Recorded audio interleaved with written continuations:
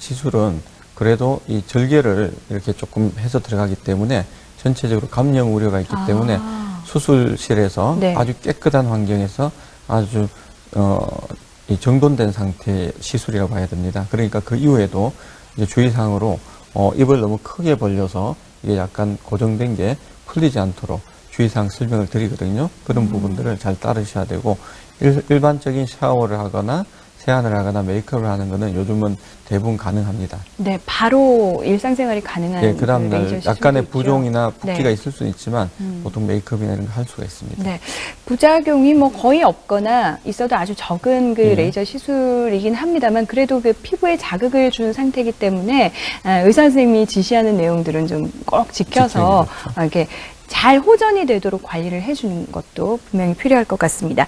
자, 이번에는요, 피부 리프팅 시술에 대해서 일반인들이 궁금해하는 점들 상당히 많을 것 같거든요. 네. 저희가 화면으로 모아봤습니다. 함께 보시죠.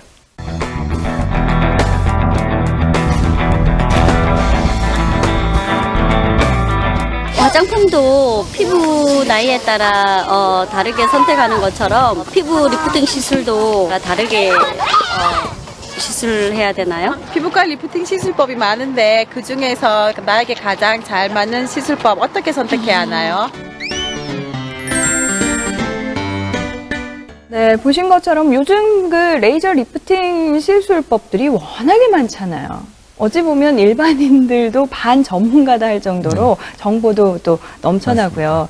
그 피부 뭐 정도나 아니면 나이에 따라서 적용이 되는 그 레이저가 좀 따로 있을 것 같은데요. 이런 네. 것들을 좀 구분을 명확하게 해주시면 선택하는 데 도움이 될 것 같아요. 예, 보통 목이나 턱선이나 이런 부위가 내려가는 중력 방향 내려가는 부위를 거꾸로 올리는 걸 리프팅이라고 본다면 타이트닝은 이렇게 얼굴 앞면부가 조금 더 이렇게 몰려주면서 이렇게 작아지는 걸 네. 얘기하는 겁니다. 그래서 대부분 20대에서는 이제 타이트닝을 하는 좀 가벼운 레이저 장비들을 많이 받고요.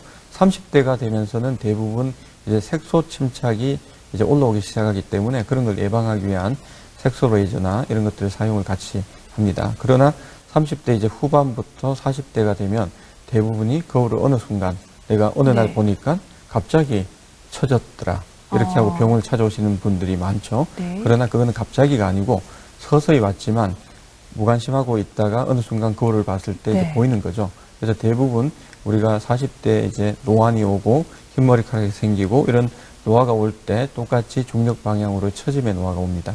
그런 경우에는 이제 초음파 시술 장비들을 이용해서 리프팅을 하는 것을 이제 권하고 있습니다. 네. 그리고 나서 이제 40대 후반부터 보통 여자분들 같으면 50대에 폐경기가 오면서 호르몬의 변화가 오면 전체적으로 피부에 탄력감이 많이 줄고 그 다음에 2차적인 볼륨 노화가 옵니다. 그래서 중력 방향으로 우리가 처지는 것만의 문제가 안 네. 되는 게 아니고 전체적으로 이제 진피층도 얇아지고 피하지방층도 얇아지고 근육의 힘도 얇아지니까 네. 피부가 처지는 데다가 푹 꺼지죠. 그럼 인대한 주름도 생기고 팔자 주름도 생기고 그 다음에 이렇게 전체적인 볼륨이 줄기 때문에 그럴 때는 이제 피부 진피 성분인 보통 콜라겐이나 하이루로닉이시드라는 희루한산을 다시 이렇게 보충하는 겁니다.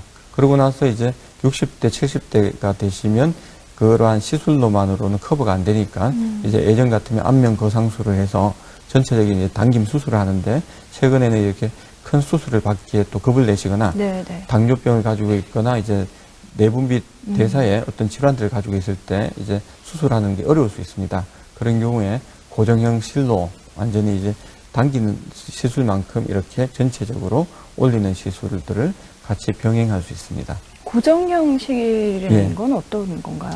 그 전에 이제 사용하는 실들이 네. 굉장히 짧은 보통 2, 3cm 정도의 실을 이렇게 피부에 넣어서 피부를 조금 더 탄력 있게 했다 그러면 완전히 이제 리프팅 목적으로 보통 17cm이나 43cm이면 굉장히 긴 실이죠. 그 실을 보통 여기 두피 한쪽부터 네. 약간의 절개를 거쳐서 실을 안에까지 고정을 해서 이게 안에서 피부를 지탱해주는 역할을 합니다. 이런 것들이 이제 그 올해 세계적으로 개발이 돼서 한국의 KFDA나 미국 FDA를 승인을 받아서 이제 시행하기 시작했습니다.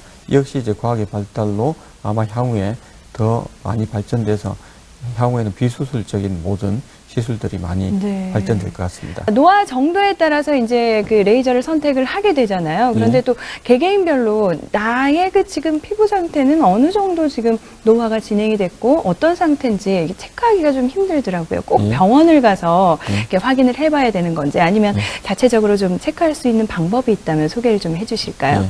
그 보통은 이제 병원에 가면 네. 이제 정밀 진단기를 사용하거나 안 그러면 이제 피부과 전문의가 이렇게 보면 노화가 자기 이제 나이에 비해서 더 많이 진행됐는지 관리가 잘 됐는지 알 수는 있습니다. 네. 그러나 이제 집에서 이렇게 체크해서 보시면 그냥 전체적으로 이렇게 누웠을 때 목선이나 턱선이 이렇게 지금 딱 보이지 않고 이렇게 네. 허물어지는 경우가 있습니다. 누웠을 때? 누웠을 때 네. 누웠을 때 허물어지면 이게 턱이나 목이 구분이 안 되는 경우 아. 본인이 거울 보셔도 되고 네. 옆에서 보셨을 때 그럴 때는 리프팅이 많이 필요한 상태라고 보셔야 되고요. 그 다음에 우리가 노화가 되면 이제 모공이나 이런 부분도